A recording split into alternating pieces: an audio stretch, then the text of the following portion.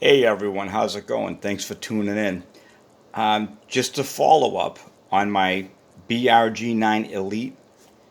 Importer is the Buffalo Bore Cartridge Company. I wanted to do a follow up after my range session with this pistol. Maybe someday I'll actually have some actual range footage, but this is going to be more tabletop and reporting of performance after the fact. Anyhow, as you know, get a little gander at the pistol, not that you all haven't seen it before. I'll flip her around. This pistol, I said before, I had purchased it for like 244 or 245, something like that. Then of course there was some shipping involved, and that was about it. But anyway, this pistol, I had done one modification to it. Not actually modification. I don't want anybody at Buffalo Bore freaking out, but I installed sights. I did not alter the pistol at all. I just installed the sights, and I gave it a thorough cleaning before I had taken it to the range. And just so the people who haven't watched it before, these sights are an M&P dovetail for the front, Smith & Wesson M&P for the front, and Springfield Armory XD for the rear. So you have to find the right height to match a match set, and then, obviously it's going to be a little more of an expense. You can hunt around, you can look on Amazon, you can look on eBay, but you can eventually find the combination that's relatively cost effective. And I think probably I was probably into it for because I had to buy complete sets and break them up and take what I needed. I was probably into it for under $100, to actually do the sights, and then you could just resell the front sight or the rear sight or whatever you're left with afterwards, and recoup some of your money, or you can use that on another firearm that you might have laying around. Anyway, the only modifications I had to do maybe a little fitting to the bottom of the sight, like just run it on a flat file a couple of times back and forth.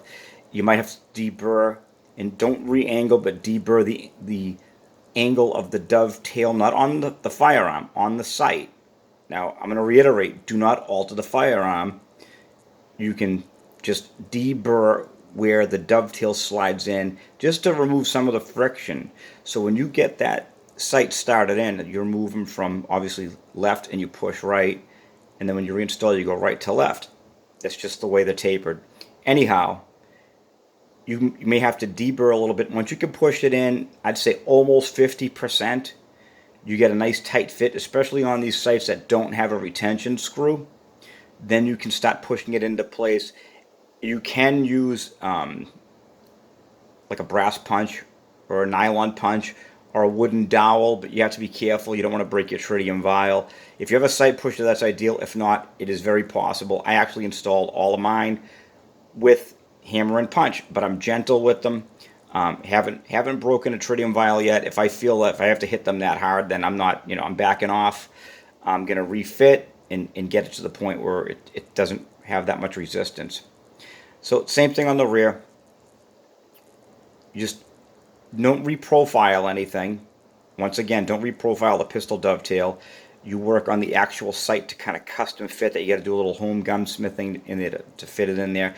Couple of strokes with you get a special, like a three-sided, like a pyramid angle file, and you just give it a couple of strokes, fit it. Give it a couple of strokes, fit it. Make sure you keep everything nice and square, and then you will be able to fit it. And as you can see, the back does have a set screw. So this one, it's a little more forgiving if it's a little loose, because I actually got on one of my pistols, from the factory this is, once I loosened this nut, I could almost push it off completely by hand. So that's why they rely on this tension screw, and that's, it kind of gives them a little forgiveness on that right there. But anyway, XD rear, M&P front. Anyway, back to my range report on this pistol. I was shooting this at, I don't know, about 10 yards. Common pistol, it's not bad breath distance, but it's realistically what you're going to be using a handgun for in a self-defense situation.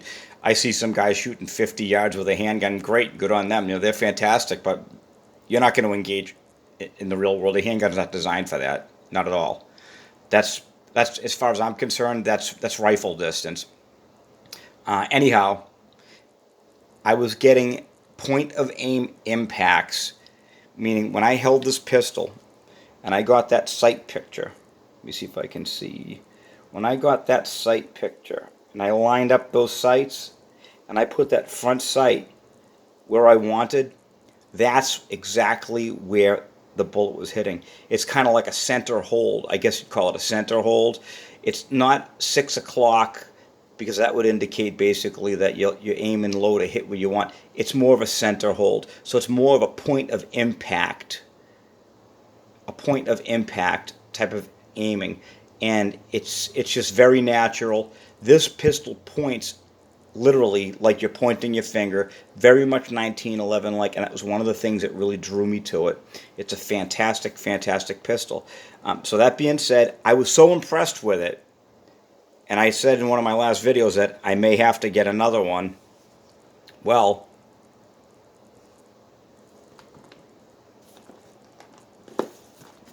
guess what I did? I went out and I got another one. Now, yep, I just saw the price, and I'm going to let everybody know where I found it. And this is a free plug for Classic Firearms. And I checked my account, and I hadn't bought anything for quite a few years off of them. And I just got this on my inbox, or I forgot how I got tipped off on it. Maybe they sent me an advertisement. $199.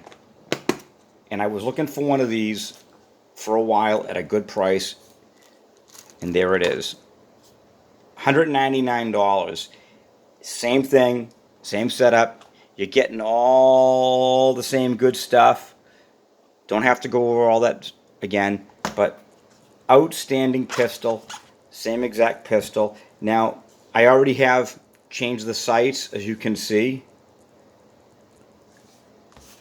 I have the original sights over here. See, I found a use for that little bag. So my original sights here, I took them off in absolutely perfect condition. But I saved them. So who knows what, maybe I want them later on, or someone might want them if I end up not keeping the pistol, but that's not going to be the case. This is a keeper.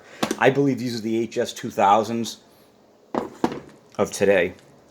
If anybody's not familiar with the HS-2000, that is what is now called the XD9. I mean, so what I did is the same basic formula: XD rear, M&P front, and I went with a True Glow fiber optics. In fact, I will show you exactly the packaging that I pulled them off. So if you want to do it, this is a more budget friendly. I think I have $60 into this one, and I didn't do it because I didn't want to spend the money on night sights, because basically fiber optics, for the most part, they're going to be perfect for you. I mean, they light up great. They catch the light fantastically. I've got a good contrast. I've got the red in the front. I've got the green in the back. And they go on really nicely. And using the same exact formula, height, they're a match set. I should get the same result at the range with this one. I haven't even given this a detailed cleaning yet. Let me grab those packaging so you can see exactly what it is.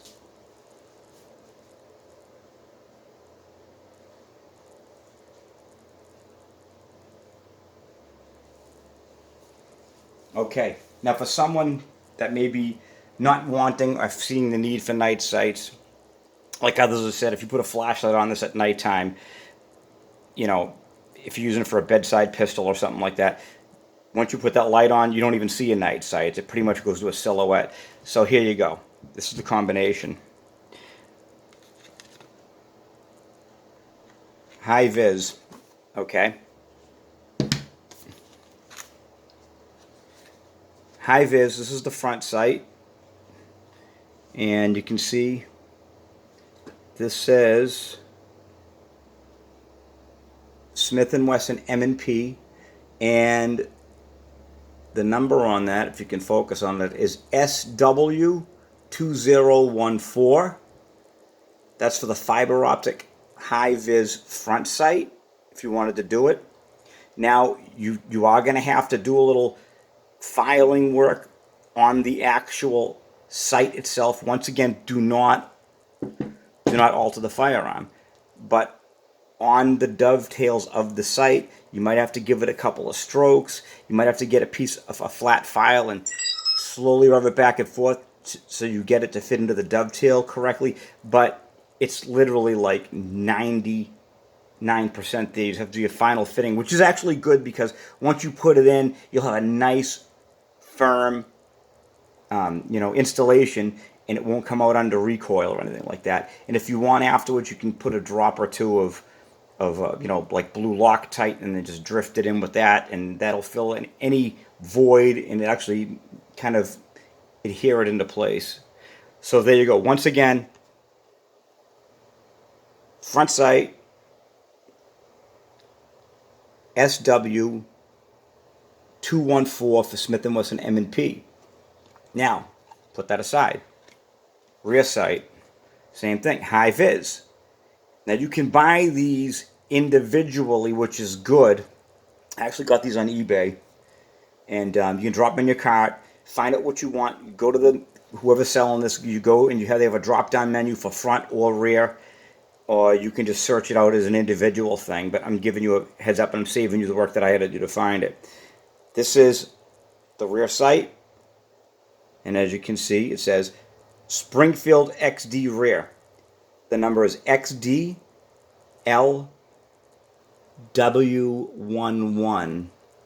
XDLW11. And it really does, they capture the light fantastic. When you're out in regular sunlight, let me see this here. I can barely see. Let me see if I can get a good, you can see the contrast. And you have a little bit of daylight around here, which is good. I don't like to just have this completely blocked. It just, for whatever, it just creates a better sight picture. You have a little bit of daylight around there. And then when you aim, you get that good contrast with that red dot. It picks up. They're really fast sights. Let me show you how they light up nice. I'm going to stick a flashlight on there. Obviously, I'm indoors right now, so it's not going to give you the same effect.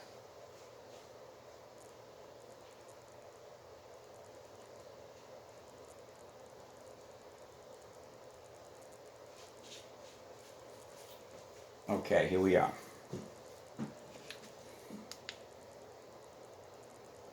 So they can be drowned it out, right? Let's see if I can do it like this.